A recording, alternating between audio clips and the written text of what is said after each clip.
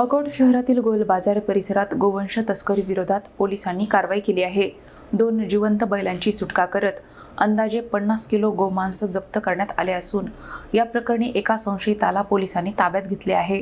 अकोट शहरातील गोल बाजार परिसरात गोवंशासंदर्भातील संशयास्पद हालचालींची माहिती मिळाल्यानंतर पोलिसांनी कारवाई केली। अकोटचे उपविभागीय पोलीस अधिकारी निखिल पाटील यांच्या पथकाने ही कारवाई केली। कारवाई दरम्यान 2 जिवंत बैल पोलिसांच्या ताब्यात घेऊन त्यांची सुटका करण्यात आली।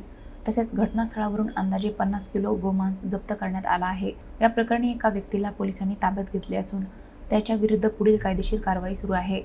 अकोट शहर पोलीस ठाण्याच्या हद्दीत गोवंशासंदर्भातील कारवाया यापूर्वीही झाल्याने पोलिसांच्या या कारवाईकडे नागरिकांचे लक्ष लागले आहे।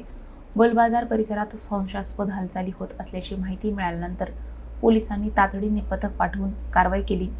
या प्रकरणाचा पुढील तपास पोलीस करीत असून जप्त करण्यात आलेल्या मुद्देमालाबाबत आणि संबंधित व्यक्तीविरोधातील कारवाईबाबत पुढील तपशील तपासानंतर स्पष्ट होणार आहे।